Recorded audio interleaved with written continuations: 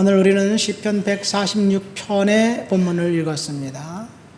특별히 시편 146편부터 150편까지 마지막까지 그 편의 시편은 할렐루야로 시작해서 할렐루야로 끝납니다.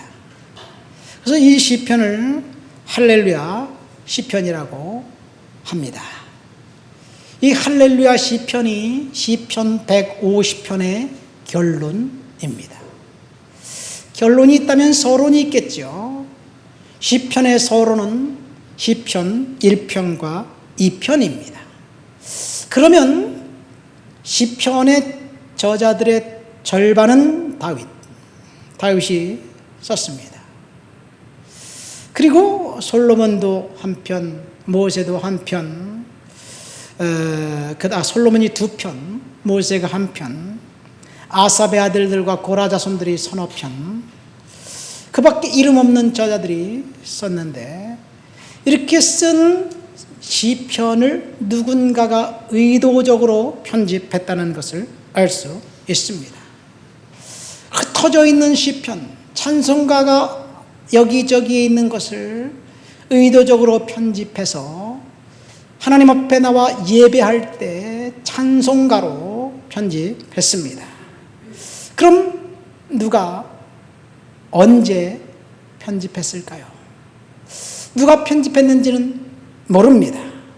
언제 편집했는지는 제2성전 시기 포로에서 귀환해온 이스라엘 백성들이 스룹바벨을 위해서 우여곡절 끝에 성전을 건축해놓고 그것에 모여 하나님을 예배하기 위해서 누군가가 편집한 것이 시편이라고 할 수 있습니다.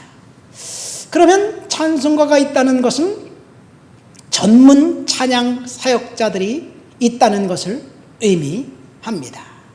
전문 찬양 사역자들은 레위인들 중에서 고라 자손과 아삽 자손들이 전문 찬양 성가대원이고, 그들은 유급 성직자로서 월급을 받아가면서 성전에서 하나님을 위해 찬양하는 일을 하면서 다윗을 모티브로 해서 이제 찬송가 곡조를 붙이고 그렇게 해서 만든 시편들이 여러 됩니다.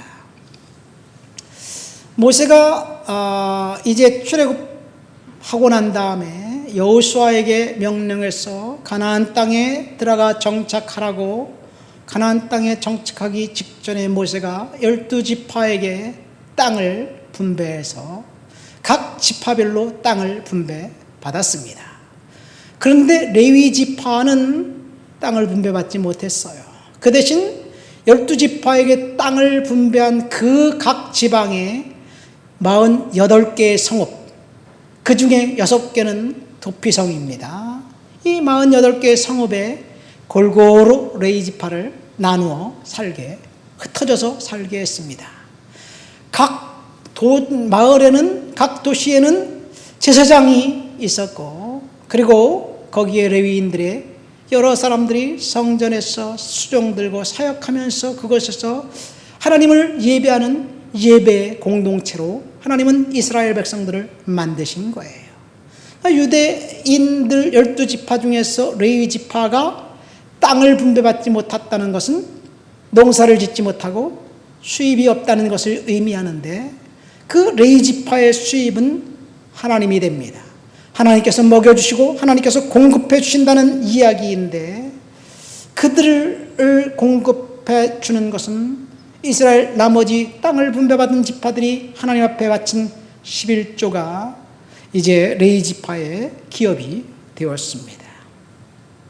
이렇게 국가의 기틀을 이제 가지고 이스라엘 통일 왕조가 분열 왕국을 거쳐서 멸망하고 난 다음에 다시 돌아왔을 때 옛날 우리 조상들에게 주었던 우리 땅이다라고 주장할 수 있는 근거가 희박해졌습니다. 결국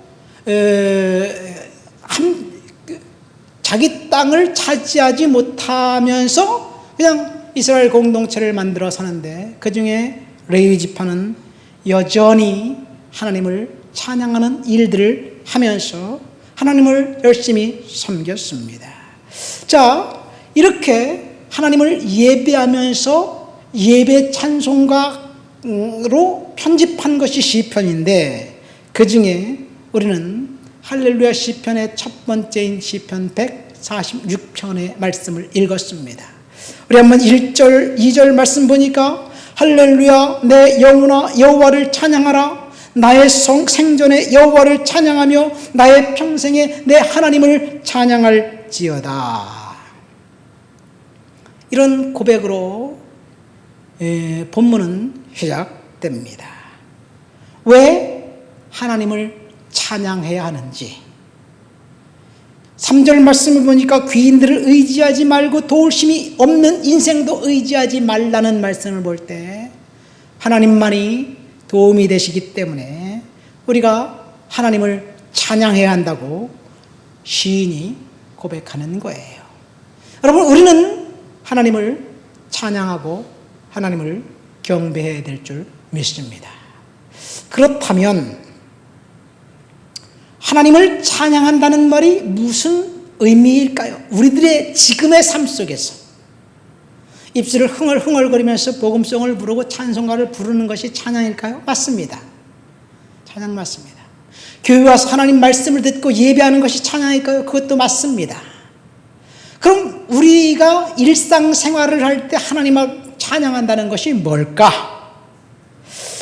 제가 이 말씀을 생각하면서 그런 생각을 해봤어요. 만약에 내가 너무나 고마워서 내가 고마운 그 사람에게 나의 마음을 어떻게 표현할 수 있을까? 나를 도와주고 나를 선행을 나에게 베풀어준 그 사람에게 내가 어떤 감사의 표현을 해야 될까? 그 사람에게 감사를 잊지 않는 것은 아마 첫 번째 고마운 사람에게 우리가 표현해야 될 그런 것이 아닌가 생각됩니다. 감사하는 마음을 잊지 않는다는 것. 그럼 그 사람을 언제 만나면 감사합니다라는 말이 튀어나오겠죠. 그 사람의 도움을 잊지 않고 자신뿐만 아니라 자녀들에게 고마움을 잊지 말라고 이야기하면서 저 사람이 우리를 도와주었어. 우리가 참 힘든 시절에 있었는데 그분들의 도움으로 우리가 이만큼 살게 되었다. 너희들은 감사를 잊지 말아라. 그러면서 자녀들에게도 감사라고 이야기하는 것. 그래서 그 고마움을 말과 행동으로 표현해야 하는 것이 인간의 도리가 아닌가 생각됩니다. 그러니까 고마움을 말과 행동으로 표현하는 것이 바로 찬양이고 예배라는 거예요. 하나님을 찬양하라는 말이 바로 그런 의미입니다. 제 할아버지가 그랬어요. 제 할아버지는 아주 가난한 소작농이었습니다. 우리 고향 마을, 그 마을에 대부분 마을 사람들이 농사를 짓고 소작농으로 있는 사람들은 대부분 한 사람의 지주의 땅을 이제 그 분양받아서 열심히 농사져서 소출에 얼마를 들이고 그렇게 경작을 했습니다. 그런데 지주가 이제 일종의 그런 거예요. 수학기쯤 되면 각 그 집집마다 땅들마다 이렇게 시찰을 하는 거예요. 시찰. 왜 그랬을까? 너희들은 내 은혜를 잊지 말아야 된다. 그러면서 경고하기 위해서 그랬는지 모릅니다. 어쨌든 지주는 그렇게 그 소작농들 위에 군림을 했습니다. 우리 고향 마을의 집터마저도 남의 땅에 그냥 집을 짓고 이렇게 조그만 초가집고 그렇게 살다가 그 마을이 형성된 거예요. 그러니까 집터도 남의 것, 땅도 남의 것, 그냥 농사만 짓고 그렇게 살았습니다. 근데 우리 할아버지는 이 추수 때가 되면 이왕 시찰하는 거 먼저 우리 아무 날 추수라고 타작하라니까 좀 오셔서 한번 보십시오. 저희들이 열심히 농사를 져서 이만큼 수익이 되었습니다. 올해는 이것밖에 안 되는데 내년에는 조금 더 열심히 일해갖고 우리 지주님께 고마우신 분께 제가 더 그 소출을 내어드리도록 하겠습니다. 그렇게 하면서 감사를 표현하면서 지주가 오면 깍듯이 아주 정갈하게 음식을 만들어서 대접을 했어요. 모든 소장농들이 다 그렇게 한 것이 아닙니다. 제 할아버지는 정말 마음에서 우러나오는 감사를 표현했어요. 지주가 오면 저기서 뛰어놀고 있는 우리 아버지는 장남이니까 이 동생들을 제껴놓고 특별히 우리 아버지만큼은 꼭 불러서 얘야 이리 와라. 그래서 아버지를 불러서 인사를 시킵니다. 제 큰아들 놈입니다. 그렇게 인사를 시켜요. 그리고 아버지에게는 이분은 우리에게 고마운 분이니까 감사를 잊지 말고 어디서 만나든지 인사를 해라. 그렇게 이야기하면서 우리 아버지에게는 이 고마운 분의 은혜를 잊지 말라는 교훈을 한 거지요. 그리고 해마다 설 명절이 되면 특별히 아버지 큰아들을 데리고 그 지주에게 찾아가 이제 인사를 하고 세배를 했습니다. 지주 입장에서 볼 때 많은 소장농들이 있지만 자기를 그렇게 끝까지 선대하고 대접하는 우리 할아버지가 믿게 보였을까요? 이 다른 소장농들이 전부 다 그런 건 아닙니다. 이 수군거리는 거죠. 그 지주가 너무 못됐어. 너무 많이 받아가. 이런 말 한다든가. 그 사람은 나쁜 년이야. 기생이야. 왜냐하면 그분이 송우리에서 큰 기생집을 하고 있는 기생이었어요. 그 어머니, 노모와 단둘이 살고 있던 기생이었기 때문에 자식들이 있을 리 만무하지 않습니까? 이제 해방이 되고 북한에서 농지개혁이 있고 난 다음에 미군정이 시작되면서 농지개혁의 바람이 불더니 이승만 정권에서 농지개혁이 이제 완성이 되었습니다. 이 농지개혁 시기를 전후해서 입법 시작부터 개혁 착수까지 시간이 지나는 동안 관련 법규 등 이런 문제들이 많고 지주들의 저항 때문에 농지 분배를 하기 위해서 그 농지개혁이 좀 지지분해졌어요. 그러니까 지주들이 재빨리 임의 처분을 하고 은닉하고 감춰두고 그래서 팔아서 처분하는 사례가 빈번했습니다. 한마디로 말해서 빼앗기기 전에 팔아서 내 돈을 챙겨야 되겠다. 모든 사람들이 다 그렇게 생각하겠지요. 그런데 그 지주는 땅을 하나 둘씩 다 팔기 시작하면서 우리 할아버지가 갖고 있는 땅은 끝까지 팔질 않았어요. 그리고 농지개혁이 됐을 때 우리 할아버지가 무상으로 얼마간의 땅을 분배받았습니다. 제가 하나님을 찬양하라 하는 이 말씀을 생각하면서 제 할아버지를 생각했어요. 이것이 하나님을 찬양하고 하나님을 예배하는 것이 아닌가 생각됩니다. 그러니까 하나님을 찬양하고 하나님을 예배하는 것에 대한 혜택은 사실은 우리에게 있는 거예요. 오늘 본문 1절 2절 말씀해 보니까 밑도 끝도 없이 하나님을 찬양하라. 나의 생전에 여호와를 찬양하며 나의 평생에 하나님을 찬송하리로다. 나의 생전에 나의 평생에 하나님만 찬양하겠다는 고백, 어떤 이유나 조건이 없습니다. 그냥 감사를 표현하고 하나님을 예배하고 찬양하겠다는 이야기입니다. 제 할아버지가 지주에게 감사를 표현했던 것처럼 소장농의 입장에서 볼 때 하나님과의 관계가 바로 그런 것이 아닌가 생각되면서 감사를 표현한다는 것은 굉장히 중요합니다. 왜 우리가 하나님을 찬양해야 하는지 그 이유는 하나님의 창조에 있습니다. 하나님은 조물주이고 우리는 창조물이기 때문에 조물주가 피조물이 창조주에게 표현할 수 있는 가장 최적의 감사는 아마도 찬양이 아닌가 생각됩니다. 우리 할아버지 입장에서 지주에게 감사를 표현할 수 있는 가장 최적의 것은 추수 때만이라도 이 분을 불러서 음식을 대접하고 우리가 이렇게 열심히 일해서 땅을 주셔서 자식들 배고프지 않고 살게 해주셔서 감사합니다. 그렇게 표현하면서 거기 한마디 더 붙여서 올해는 비도 좋지 않고 날씨도 좋지 않아서 요것밖에 안 됐는데 내년에는 어떻게 해서든지 열심히 더 일해서 더 많이 드리겠습니다. 그리고 큰아들을 불러놓고 너는 감사를 잊지 말아라 이렇게 이야기한 것, 이것이 감사와 찬양이라는 거예요. 하나님께서 인간을 창조하신 창조의 목적은 하나님을 찬송받기 위함이라고 이사야 선지자는 기록하고 있습니다. 이 백성은 내가 나를 위하여 지었나니 나를 찬송하게 하려 함이라. 여러분, 하나님이 인간을 창조하신 이유는 하나님이 인간을 통해 찬송받기 위함입니다. 그런데 사실 하나님이 찬송받아서 그 혜택을 하나님이 누리라는 것, 사실 하나님이 누리려고 하는 것은 아니에요. 하나님이 얼마나 더 많은 것을 누려야지 될까요?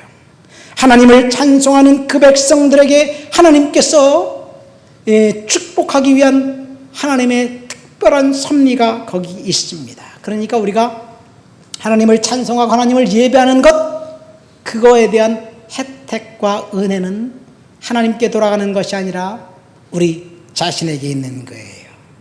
여러분, 사무엘 선지자가 죽고 난 다음에 사무엘의 두 아들들이 뇌물을 받고 그 뇌물 사건이 이스라엘을 발칵 뒤집혔습니다. 그래서 이스라엘 백성들은 사무엘에게 이제 사무엘이 죽기 전에 아들들이 뇌물을 받았네요. 왕을 허락해달라고 해서 사울 왕을 세웁니다. 사무엘 아들들의 뇌물 사건과 왕을 요구한 그 이스라엘 백성들, 사무엘상 13장에 보면 블레셋이 이스라엘을 침략했을 때 사울 왕이 되어 통치하고 있었을 때입니다. 골리앗이 40일간 조석으로 하나님을 멸시하고 사울 왕을 멸시하고 이스라엘 백성들을 조롱하는데, 40일간 아침 저녁으로 하나님을 조롱하는데 아무도 하나님의 이름이 조롱당하고 하나님의 이름이 멸시당하는데 거룩한 분노를 갖고 골리앗을 맞설 사람이 아무도 없었다는 거예요. 왜 그랬을까요? 골리앗이 너무나 거인과 같은 위대한 장수이기 때문에 그 앞에 나가 싸우면 반드시 질 것 같기 때문에, 두려움 때문에 그렇겠지만 사실은 그것이 당시 이스라엘의 영적인 환경이었어요. 하나님의 이름이 멸시당해도 사람들은 그저 무감각한 그런 상태에 있었습니다. 이때 아버지의 신분으로 다윗이 그 형님들에게 아버지가 갖다 주라는 물건들을 갖다 주기 위해서 갔다가 골리앗을 외치는 소리를 듣고 단번에 한 번 듣고 난 다음에 저놈이 누구길래 야훼 하나님을 멸시하고 이스라엘 왕 사울 왕을 저렇게 조롱하는가 하면서 내가 맞서서 싸워서 죽여야 되겠다, 그런 생각을 하며 맞서서 싸웠습니다. 다윗이 왜 그랬을까요? 사울 왕이 걸어준 조건 때문에, 골리앗을 죽인 자는 사위로 삼겠다, 그런 조건 때문에 그런 것이 아닙니다. 하나님의 이름이 멸시당하는 것을 보고만 있을 수 없었기 때문에 그렇습니다. 그래서 다윗은 결국 하나님의 이름으로 골리앗과 이제 대항해 싸웠고 승리했습니다. 이것이 다윗이 하나님을 찬양했고 하나님을 예배했던 예배자였기 때문에 그렇습니다. 그 결과 하나님은 다윗을 이스라엘의 왕 사울 왕의 뒤를 이을 새로운 왕으로 결정하셨습니다. 하나님을 예배한 예배자 다윗, 하나님이 예배받기 위한 것이 아니라 예배자를 하나님이 축복하셨다는 것을 알 수 있습니다. 유대인들에게 내려온 오래된 전설이 있습니다. 이 전설에 의하면 하나님이 세상을 창조하고 난 다음에 천사들을 세상에 보낸 거예요. 야, 너희들이 가서 내가 창조한 세상이 어떤지, 얼마나 아름답고 멋있는지 각각 가서 조사해보고 보고서를 나한테 작성해라, 보고해라, 그렇게 하나님이 말씀하시는 거예요. 그래서 천사들이 다 지상에 내려와서 하나님의 창조 세계를 바라보면서 얼마나 위대한지, 얼마나 아름다운지, 얼마나 멋있는지를 하나님께 보고합니다. 그런데 한 천사가 뜬금없이 이런 말을 했습니다. 하나님이 창조하신 창조 세계를 볼 때 흠잡을 데가 전혀 없습니다. 그런데 딱 한 가지 내가 부족한 것을 발견했습니다. 그것은 하나님께 올려드리는 찬양 소리가 부족한데요. 인간들이 하나님을 찬양하지 않더라고요. 이런 이야기를 했습니다. 그래서 하나님께서 음악을 창조하셨다고 합니다. 새들의 지저김과 바람의 속삭임을 통해서 하나님은 영광을 받으시길 원하시는 거예요. 그리고 사람들에게는 노래를 선물로 주셨습니다. 그 음악은 모든 세대를 불문하고 사람들에게 축복이 되었습니다. 왜 하나님이 사람들에게 음악을 주고 노래를 주었느냐? 그 음악과 노래를 가지고 하나님을 찬양하고 하나님을 높여드리는 일을 하라고. 그러면 하나님을 높여드리는 예배하는 그 사람들을 하나님께서 복 주시기 위한 하나님의 구육지책이었습니다. 그 많은 그리스도인들이 하나님을 예배할 때, 하나님을 찬양할 때 하나님이 그 찬양을 기쁘게 받으십니다. 우리가 할 수 있는 단 유일한 것은 하나님을 높여드리고 하나님을 예배하는 것이 되어야 될 줄 믿습니다. 이것이 성도들의 특권입니다. 음악은 하나님께서 창조하신 최후의 걸작품이에요. 음악을 통해서 하나님을 경배할 때 우리는 하나님의 임재하심을 느끼게 될 줄 믿습니다. 그런데 죄악에 물든 인간들이 이 음악이라는 선물을 가지고 하나님을 높여드리는 일을 하지 않았습니다. 음악을 가지고 이제 그 하나님을 높여드리는 일을 하지 않고 음악을 가지고 헛된 짓거리를 한 거예요. 여러분, 음악이 하나님을 높여드리는 그런 일들이 아니라 인간의 죄악된 본성을 드러내는 것이 되어버렸습니다. 죄에 물든 인간이 좋은 선물을 음악을 악한 목적으로 사용했습니다. 우리가 잘 아는 헤비메탈이라는 그 음악 장르 안에 사타닉 메탈과 데스 메탈이라는 장르가 있습니다.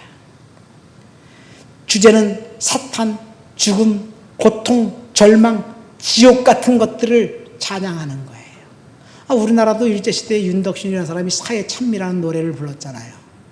사회 찬미라는 노래를 부르고 난 다음에 자살해 죽은 거예요. 이 음악들은 노골적으로 사탄을 경배하고 인간에게 끔찍한 고통을 가져다 주는 것에 대한 긍정적인 자세를 취하고 지옥에 가라고 서슴없이 권장합니다. 이런 음악을 하는 대부분의 사람들은 이 사탄을 숭배합니다. 헤비메탈뿐만 아니라 락 음악 가운데서도 미혹의 영이 담겨져 있거나 이교적인 명상을 지닌 곡들이 있는데 우리는 이런 것들을 분별해야 될 줄 믿습니다. 좋은 음악은 축복이지만 괴로운 마음을 달래는 활력소가 될 수 있지만, 그래서 우리가 그리스도에게 더 가까이 가고 하나님을 찬양하는데 동기를 부여하지만 나쁜 음악은 우리들을 사망과 저주로 인도하는 거예요. 제가 유학 시절에 그 청년을 담당하면서 해마다 여름이면 러브코어라는 그 단기 선교, 2주짜리 단기 선교를 했어요. 이 러브코어 단기 선교는 이 인디안 마을에 가서 봉사하고 섬기고 그리고 거기서 복음을 전하는 거예요. 미국과 캐나다에 사는 한국인 교회에서 한국인들을 중심으로 해서 이제 서양 사람들도 같이 참석해서 2주 동안 인디안 마을에 가서 봉사합니다. 열심히 청소도 하고 집안도 고쳐주고 아이들을 위해서 VBS도 하고. 그런데 캐나다도 그렇고 미국도 그렇고 인디안들을 한 곳에 몰아서 살도록 해요. 인디안 레저베이션이라는 마을을 만들어 놓고 여기서 너희들은 여기서 살아라. 나오지 말아라. 일 안 해도 좋다. 그 대신 쓸 돈은 충분히 주겠다. 여러분, 한 달마다 따박따박 월급이 충분히 들어오고 일을 안 하면 행복할 것 같죠. 일 안 해도 월급이 들으면 얼마나 좋을까? 사실은 좋지 않아요. 그 반대입니다. 원주민 마을에 돈이 풀리면 한 주 안에 그 돈을 몽땅 다 써버리는 거예요. 그 마을 입구에 있는 그로서리 스토어라든가 리커 스토어, 술집, 술 파는 가게 이런 데서 몽땅 사다가 자, 술 먹고 흥청망청 이제 탕진해 버리는 거예요. 왜? 돈은 있고 일할 수 있는 그 시간은 많고 일할 곳은 없기 때문에 사람들은 그렇게 하게 돼 있어요. 돈이 풀리면 술과 마약에 찌들고 그 이후 3주간은 정말 비참하게 노숙자처럼 살아가고 있습니다. 여러분, 술과 마약에 찌들어 있는 그 상태, 정신은 혼미하지만 육체의 욕망은 강하기 때문에 그 이유는 성폭행이 빈번하는 거예요. 각 가정마다 아이들을 성폭행하고 추행하는 일들이 빈번합니다. 어쨌든 그런 마을에 한인들이 들어가서 봉사하면서 예수 그리스도를 전하면 그들은 각 인디안 마을들은 이 그 토템 옛날 그 신앙을 갖고 있어요. 이 특별히 독수리 뭐 이런 것들을 숭배해요. 그래서 우리들은 가서 니들이 이글 클랜이라고 독수리 부족이라고 우리는 한국 사람은 베어 클랜이야. 우리는 고미 조상이야. 막 이렇게 얘기하면서 이야기를 하면 접촉점이 돼요. 제가 한 번은 밴쿠버에서 한 자동차로 한 9시간 정도 올라가면 레드스톤이라는 BC주 북쪽에 있는 마을이 있었습니다. 그곳에 갔는데 우리가 가기 바로 직전에 아마 돈이 나온 그 다음 그 주간인 것 같아요. 일단의 청년들이 밤새도록 술을 먹고 이제 그리고 난 다음에 파티하다가 서너 명의 아이들이 자동차를 몰고 그냥 나간 거예요. 그랬다가 낭떠러지게 떨어져서 죽었습니다. 우리가 그 다음날 갔는데 그 마을이 완전히 고요했습니다. 아주 완전히 두려움이 정막을 감싸고 있었습니다.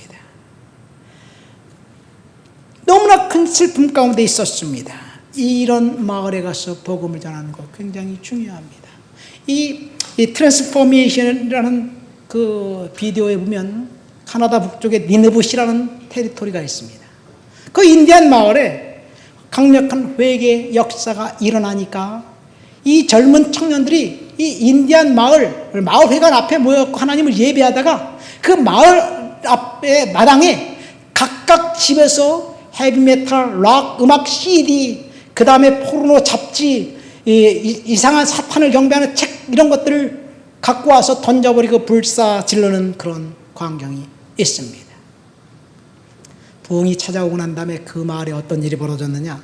첫 번째, 산에서 야생으로 자라는 베리, 북쪽이기 때문에 나무들이 아주 굉장히 적어요. 땅에 붙어 사는 나무예요. 거기에 이 달콤한 열매가 열리는데 그 열매가 너무너무 맛있어요. 근데 그 사람들이 뒤에 빠지자 베리의 열매가 열리지 않는 거예요.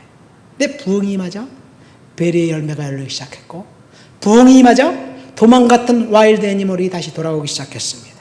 그래서 사람들이 베리의 열매를 따먹고 사냥을 해서 와일드 애니멀들을 이제 그 사냥할 수 있는 그런 생각이 되었어요.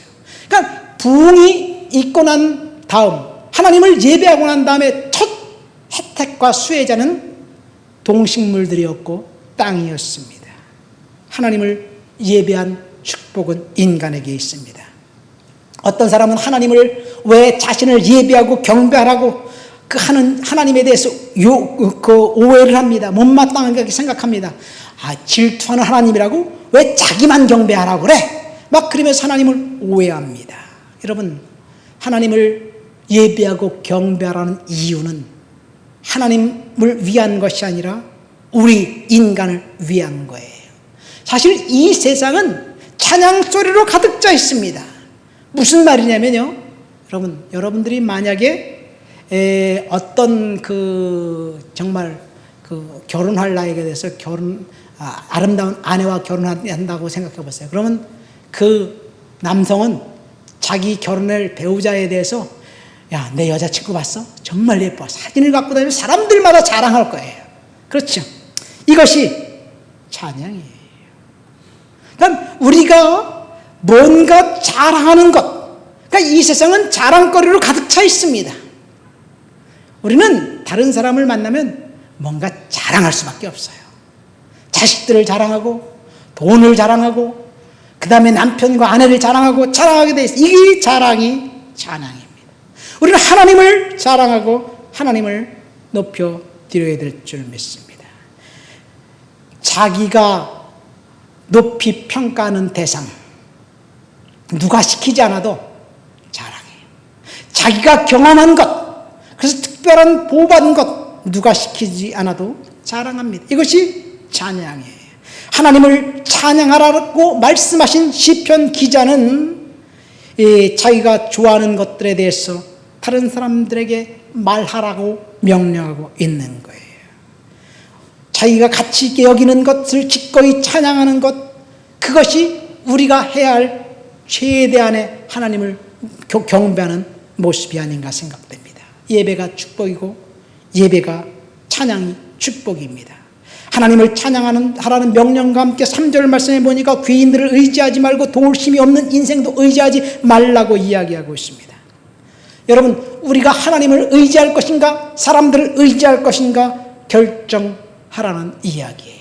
시편 121편에 보면 시인이 내가 산을 향하여 눈을 들리라 나의 도움이 어디서 올꼬 자신이 질문하면서 2절에 스스로 대답을 합니다.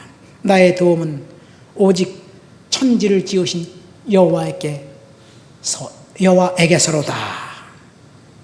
눈을 동그랗게 뜨고 두리번 거리면서 사방을 둘러봐도 나를 도와줄 사람이 전혀 없지만 오직 하나님 한 분만이 도움이 된다는 사실을 고백하면서 나를 지켜주는 자는 졸지도 않고 주무시지도 않는다. 나를 지켜주는 그 하나님이 내 오른편에서 그늘이 되신다고 고백하고 있습니다. 여러분, 하나님이 저와 여러분들을 도와주시고 지켜주시고 보호해주시는 분이기 때문에 우리는 하나님을 찬양하고 하나님을 높여 드려야 될 줄 믿습니다.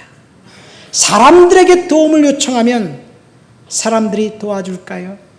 5절 말씀 보세요. 5절에 뭐라고 되어 있습니까?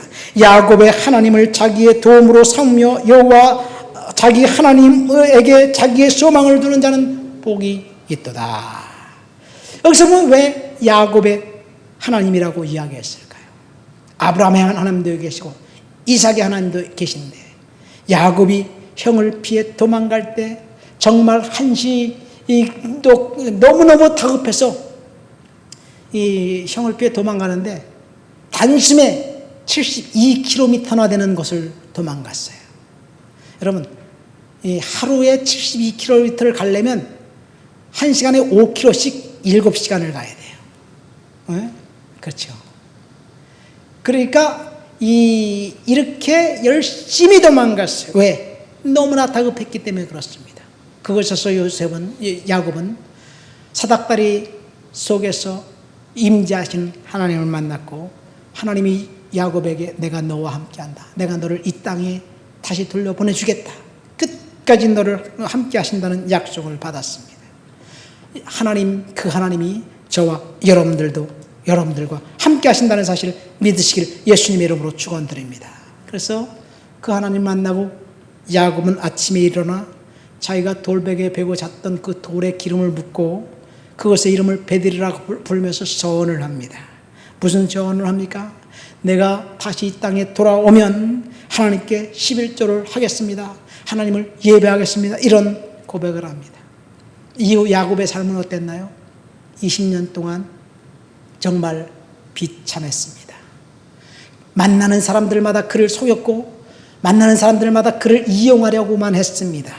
그런데 상황이 좋아질 기미가 전혀 보이지 않는다 할지라도 야곱은 끝까지 자기를 함께 하시는 하나님을 믿었습니다. 저와 여러분들이 상황이 좋지 않고 상황이 극으로 치닫는다 할지라도 하나님은 우리를 보호하시고 우리를 도와주시는 분이라는 사실을 믿으시기를 예수님의 이름으로 축원드립니다. 이것이 야곱의 하나님입니다. 이 야곱의 하나님이 자기에게 도움을 주신다라고 이야기하면서 여러분 왜 하나님이 우리를 도와주시느냐 3가지를 이야기합니다. 첫 번째, 하나님은 창조주이시다. 두 번째, 가난하고 억눌린 자들에게 먹을 것을 공급해 주는 분이시다. 세 번째, 하나님이 9절 말씀 우리 한번 다 같이 9절 말씀 읽어볼까요?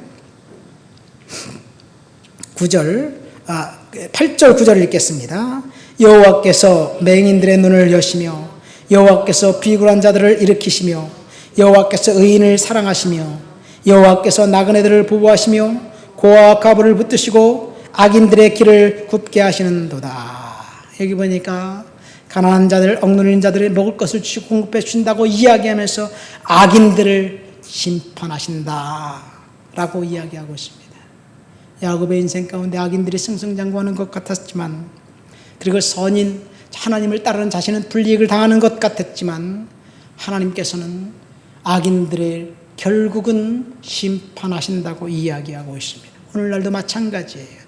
우리가 살아가는 동안 이 악인들이 잘 되는 것 같은 세상에 우리는 살아가고 있습니다.